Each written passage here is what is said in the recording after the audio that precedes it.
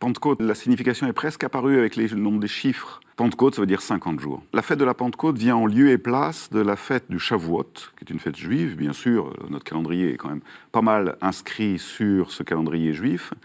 Et la fête de Shavuot, c'est la fête des prémices des moissons. Il suffit de regarder la nature en ce moment. Alors d'abord, elle s'est installée parce qu'il y a eu un événement dont on nous relate les faits dans Actes, au chapitre 2.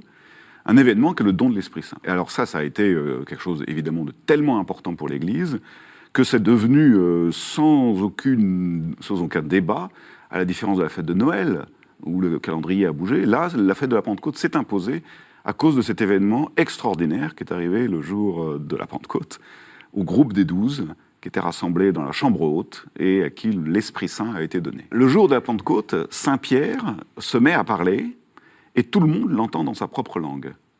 Alors, est-ce que c'est de la glossolalie, c'est-à-dire est-ce qu'il parle toutes les langues, ou est-ce que c'est l'Esprit Saint qui inspire l'auditeur et que tout le monde le comprend?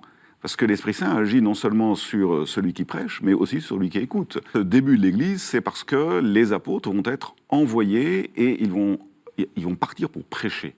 Et c'est ça la naissance de l'Église. C'est-à-dire ils vont obéir à ce que le Christ leur a demandé de faire. C'est-à-dire vous allez évangéliser le monde entier en commençant par Jérusalem. Alors elle est importante parce qu'elle fonde en effet le don de l'Esprit Saint. Et le don de l'Esprit Saint est à la commande de l'Église et il faut que ça reste ainsi. C'est l'Esprit Saint qui commande l'Église, c'est pas la hiérarchie, c'est pas les curés, c'est pas les caprices des uns et des autres, c'est l'Esprit Saint.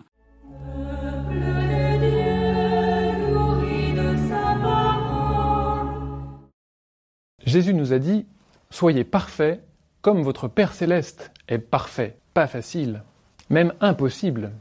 Impossible pour nous tout seuls. Mais Dieu est bon et il est cohérent. Quand il nous demande quelque chose, il nous donne aussi les moyens de le faire.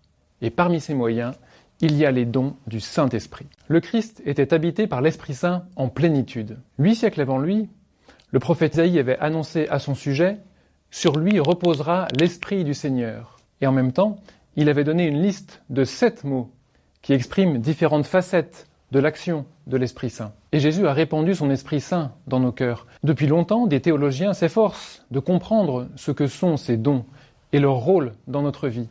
Voici, en quelques mots, ce que dit saint Thomas d'Aquin. Si par exemple, vous ne comprenez pas bien tel passage de la Bible ou telle vérité de foi, demandez à l'Esprit Saint sa lumière qui est le don d'intelligence. Il y a aussi le don de sagesse qui nous fait entrer peu à peu dans l'intimité de Dieu. Et en nous unissant à Dieu, la sagesse nous conduit à agir comme lui. L'Esprit Saint nous donne aussi un regard clairvoyant sur le monde. C'est le don de science. Il nous permet de contempler la présence de Dieu en toutes choses et aussi de discerner ce qui fait obstacle à son action. À tout moment, et surtout si vous êtes dans une situation compliquée ou si vous avez un choix important à faire, l'Esprit Saint est là pour vous aider par le don de conseil. L'Esprit Saint nous fait aussi comprendre que Dieu mérite d'être pris au sérieux. C'est le don appelé crainte de Dieu. Il s'agit d'une crainte filiale. Autrement dit, c'est le respect aimant d'un enfant pour son père, puisque l'Esprit Saint fait de nous des enfants de Dieu. D'ailleurs, le don de piété nous pousse à l'aimer plus que tout et à l'adorer. Enfin, il y a le don de force qui nous permet de rester fidèles au Seigneur, même dans les difficultés et l'adversité. Comme vous le voyez, les dons de l'Esprit Saint nous accompagnent dans tout ce que nous faisons, depuis la phase de réflexion jusqu'à la mise en œuvre. Peu à peu, nous devenons capables de rendre à Dieu amour pour amour. C'est exactement ça, la morale chrétienne.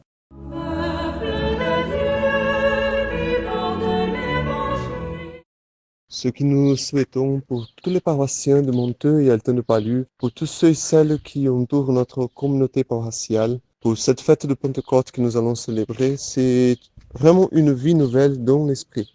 Une vie nouvelle dans l'esprit, ça signifie une vie remplie des dons que l'esprit vient nous apporter, et notamment le don de la paix, le don de la joie, la vraie joie, la joie qui vient de Dieu.